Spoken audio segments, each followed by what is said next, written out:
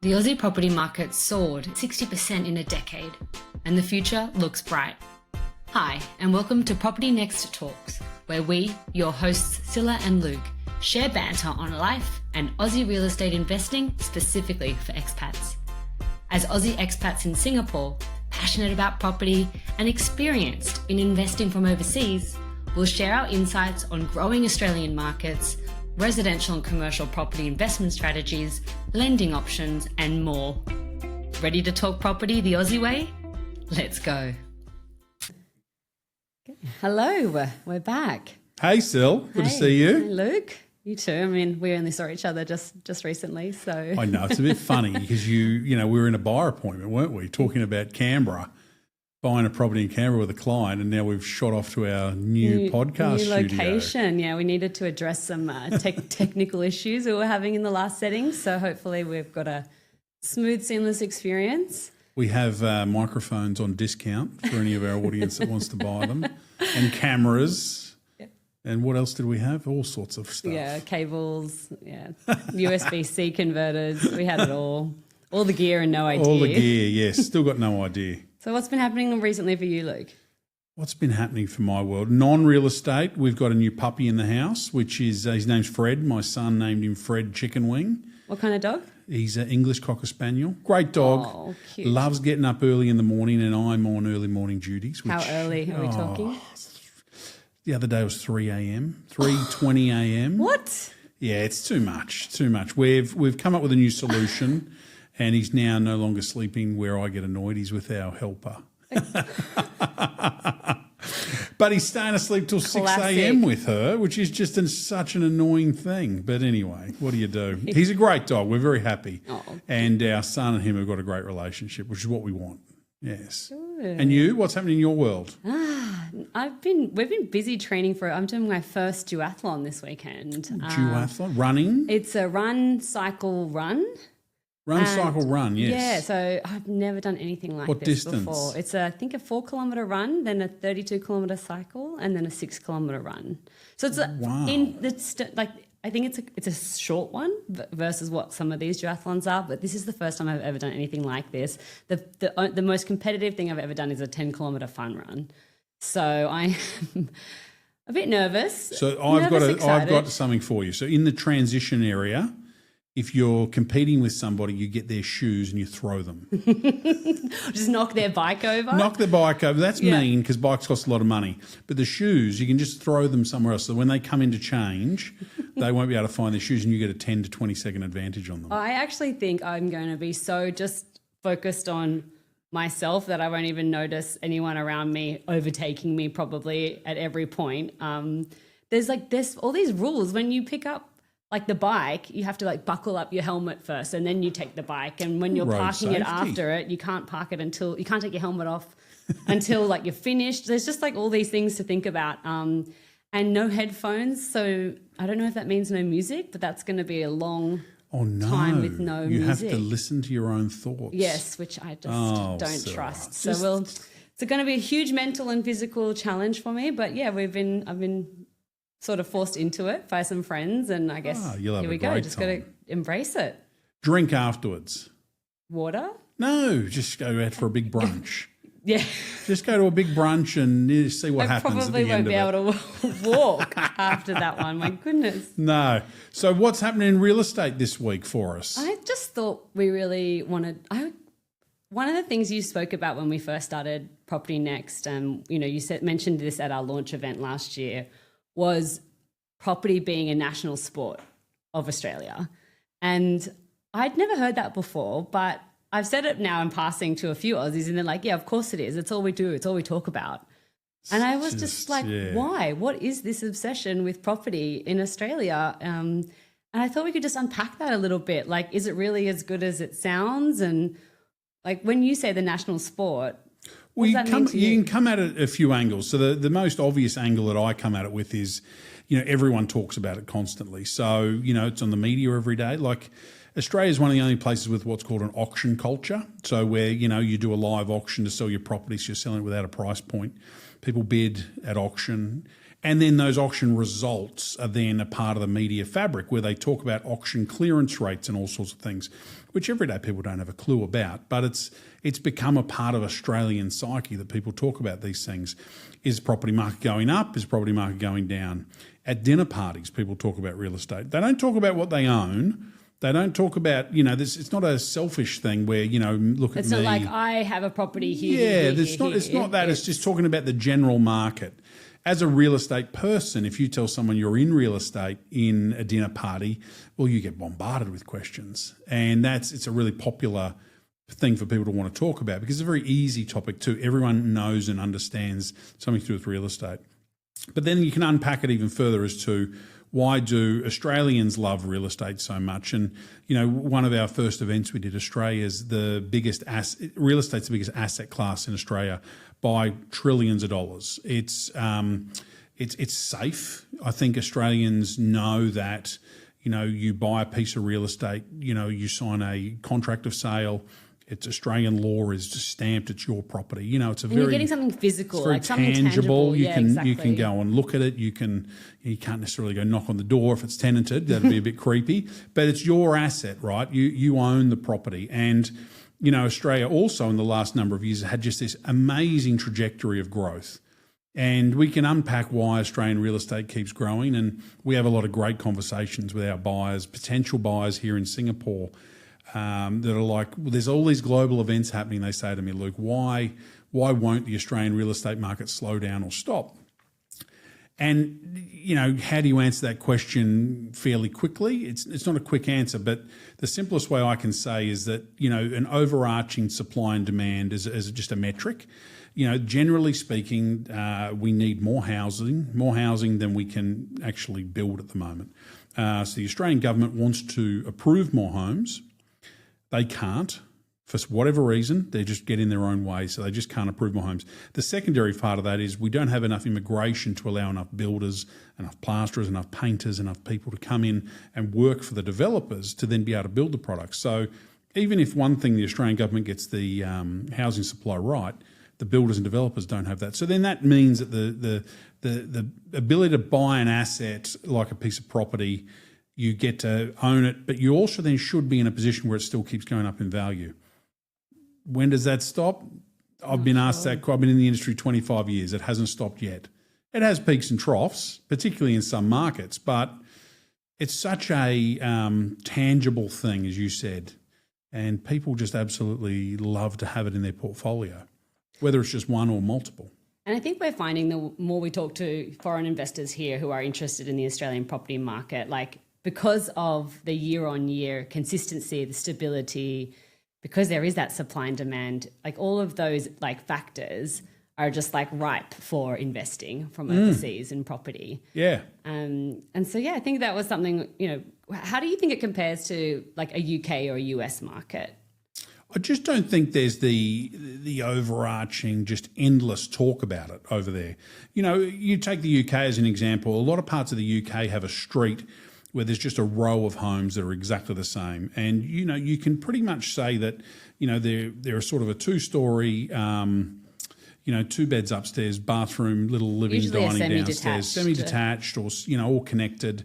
And there's only a nuance of difference in price based on whether it's renovated or not renovated. And they're not talking about it on a daily basis. Whereas in Australia, you can have a property worth, $1 million, and next door it's worth $3 million. Yeah. Why is that? It's just so confusing. But, it happens so regularly. Yeah. It's not even clusters of neighborhoods. In that one neighborhood, you can just have such a range of house prices. And that's what makes it so challenging for a buyer particularly from overseas who's out of the market to say, where do I buy? Where do you buy? What's going on? What's going on with the market? And the market, I say, is completely different. Australia, that's the other challenge with Australian real estate is, we're 6 states, 2 territories. I hope I got those numbers right. But within that, each state operates its own version of state taxes. The local governments within each state operates their own versions of taxes, etc., on property, and that's the main revenue source for that individual state: stamp duty, capital gains tax, land tax, etc. Now, caveat: we're not tax accountants here, but to understand taxes and property, they go hand in hand, because the revenue that the government makes out of property is, don't quote me on this, Cilla, but it's, upwards of sort of 35, 40%. I'll write that down. Of all revenue taken in by those governments. And so they're fully invested in the industry. They need it to be going forward for them to be able to make the money on things like stamp duty and land tax. So just to clarify that, you're saying that a state like Queensland versus a state like Northern Territory or territory like Northern Territory would have different duties for buying. Completely different taxes, different rules and regulations on how you buy, different contracts of sale for how you actually sign for the property, different ways to sell the property. It's not uniform whatsoever. So one of our challenges that we're lucky enough that I've spent a lot of time Australia wide, so I understand the market and I'm lucky enough to do so. But where in the market is a good market too, because it's a big country. Because like a few years ago, I think everyone would have said Melbourne is the place to be. Sydney's always the place to be, but it is a higher price point. But I think what we're seeing, like as trends shift, as we know, there's, immigration point, like there are states that are having much more immigration than others. Like they're sort of contributing to, I guess, a cycle of, when a state or a city is at its peak and then it might move on and there's another one. So who knows? Is it Melbourne anymore, or what else? Are there other ones out there? It just depends on the client, right? We've got clients who, I talk about hats. Are you an investor, pure investor? Are you an investor from overseas at the moment as an expat that's currently overseas, you're an investor, but you want to live in the property in 2, 4, 10 years' time? So that's a different person. So, and then are you looking for your primary residence? Are you living overseas and you want to buy something that you're going to live in permanently? So that depends on on what your criteria is. It's one of the things we talk about when we first meet people. And then from there, we then dive into, the benefits. If you're a pure investor, there are reasons to buy in some states and not others. And, we look at everything from supply and demand issues, infrastructure, population movement, population growth, government spend on what's going on in those regions, and they play huge factors. And is supply and demand, you mentioned it earlier, is that like a nationwide problem, or do certain areas have more issues with it than others? Nationwide. Okay. Nationwide. So, the two biggest influx states of overseas immigration is Sydney and Melbourne. Closely followed by Brisbane. But then from there, you've got migration happening out of states and into other states. So, an interesting stat, they say there's about 250 people a day leaving Victoria, moving to southeast Queensland, which is Victorians leaving. But the population of Victoria is growing because it's mass overseas immigration. Yeah, okay. So, how do you then decipher that as to what's the better place to buy short and long term? And that's what we're here to do, right? We're here to analyse all those things and give people a guidance. And, knowing the fact that if you do buy in Australia, generally speaking, it's a good place to buy long term. And there'll be periods of ups and downs in different markets. And, if we were to say hand on heart today, Southeast Queensland is one of the best markets we think to buy in because of the 2032 Olympics and what's happening there with the infrastructure that's going on and the build of various things. It's like one of the biggest contributions of what's going to happen for a state, in terms of rail, public transport, in terms of sporting facilities, in terms of everything, building. Even a lot of like commercial, like logistics warehouses and industrials are being set to build that growth. But so our job, national sport, yes, it's amazing. They never stop talking about it, and we're contributing to that today, talking about it. And then for our clients, it's what hat do you have on, decipher that. And then from there, it's, let's take it to the next level. Let's really dive into the market that you're looking at. Or can we challenge you on a market? Yeah. For good reason. Or even like challenge a market, but also a property type too, I would like argue as well. Like I mentioned in the last episode, we've kind of always had our heart set on a dream house. And that would be obviously the ideal goal. But for us right now, does it financially make sense as an investor? Like, are we going to make the most money in that scenario?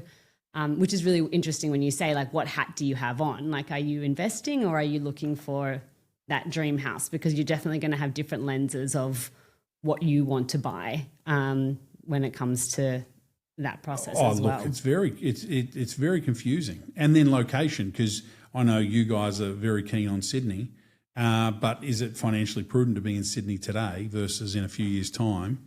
If you can buy multiple assets elsewhere and like in build Southeast equity. Queensland. Yeah, Yes. correct. So they're exciting conversations, aren't they? Yeah, and I think this whole concept motion of people moving out of the cities, into more regional areas, but then these regional areas like Southeast Queensland, Sunshine Coast are actually going to become mini CBDs anyway. Like there's so much planning with those councils of like, we're going to make sure we're being a hothouse for technology companies or small businesses. And there's a lot of ambition to grow from a business perspective in some of these regional areas as well. We think about, if you take a lens of the eastern seaboard of Australia, from Victoria, you've got places like Geelong, down the west side of Port Phillip Bay.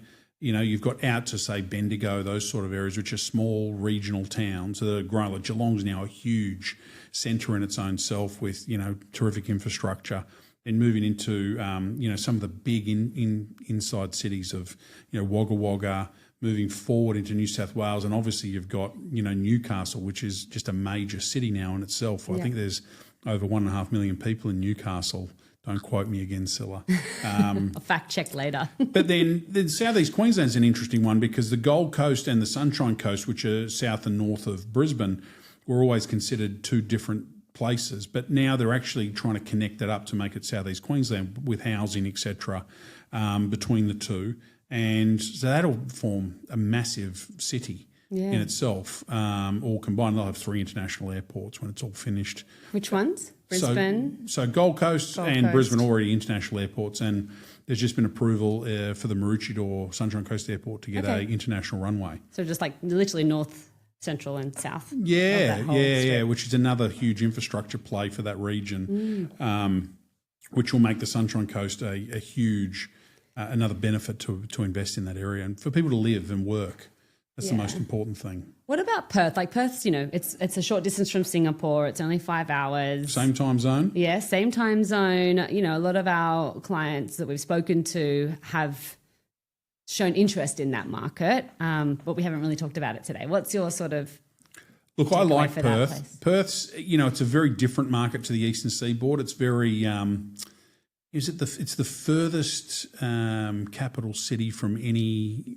There's a stat about Perth. It's far away from everywhere. It's a long way away from everywhere. But it's a great place. And, proximity to Asia is amazing and time zone perfect.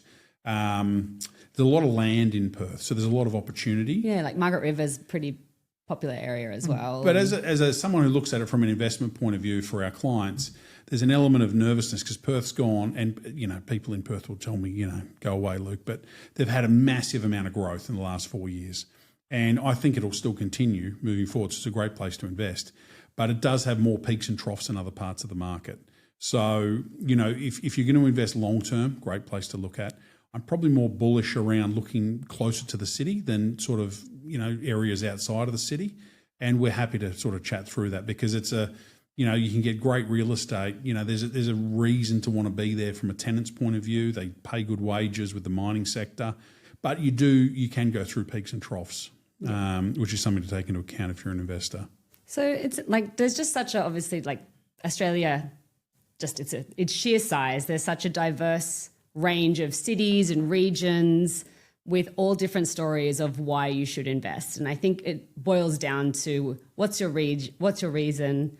Is it investing or is it dream house? What's your eligibility? What can you actually afford to buy? What's your end goal? And then it's like, let's find the right place for you. That makes sense now and for 5-10 years time. And I think that's something we've always really been thinking about Property Next is it's long-term thinking as well. And not everyone really has the capacity or the knowledge to be able to have that foresight and dive into the hundreds of different data points there. We're the stopgap between, you're over here, you're working, doing really well, you're obviously very successful, you're busy, you're probably traveling a lot. in life you need people to look after certain parts of your your life to help you build out what you're doing, because you're super busy doing whatever it is you do. We're one of those things, we're someone you should be talking to once every 12 to 18 months. We've got clients who we've put into a property 6 months ago. They've done brilliantly. They've made, 15% equity on those properties in southeast Queensland, and they're already talking to us about the second one they want to buy. Yeah. And the first one isn't finished. So, there's benefits to what we do. It's not a, let's chat every day. It's let's really add value to you long term. Yeah. And over a period of time, if you're living overseas, you can build up quite a good nest egg in a portfolio, can't you? Yeah, and that's probably the biggest reason of why you should be obsessed with property in Australia as well. Yeah. And look, it's a confusing space, but we can make it easy, can't we? Hopefully. We like to. I think we can. I mean, if look at me, look at how far I've come in the property. You're becoming an expert. I get it. So if I can get it, I feel like everyone can. So thank you. That's all. I think that's us for today about talking about the Australian market in general. I think if you wanted to dive deeper, reach out to us. Next week or next episode, rather. No, before you do that, quick one. Yeah. What, in actual sporting terms, what is the most participated sport in Australia? AFL. No. Guess. I'll give you two guesses. AFL's no. Another rugby or like think ladies. Women's sports. Women's. Come on, Cilla. Soccer. Netball. Netball is the most participated sport in Australia. Okay. After property, right? If you want to talk sport and, non-sport, but yeah, if you go down to any sporting, oval that's got netball courts, either on grass or concrete. There'll be people playing. I remember my little sister played. She was on the grass when she was little, and it was as far as the eye could see netball courts on the northern beaches in Sydney. And, netball's huge in Australia. I never got into netball. I was a winter sport soccer there you gal. Go. There you go.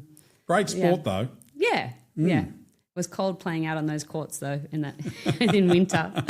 Anyway, so thanks. That's all for today for Property NXT Talks. And then in the next episode, we're going to be talking about new builds and existing builds and why would you buy either or. So I think that's going to be an interesting one because there's been a big mindset shift for me personally going through that experience with you, Luke. So I'm excited to talk about it. I've got both. I've bought old and I've bought new. Actually, we have too. We can share some of our experiences. So there you go. We've got a bit of experience up our sleeves. Yes. So yeah, thanks for sharing. And if you thought this was an interesting episode, please share.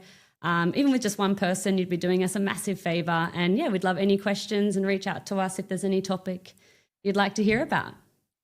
Thank you. Thanks.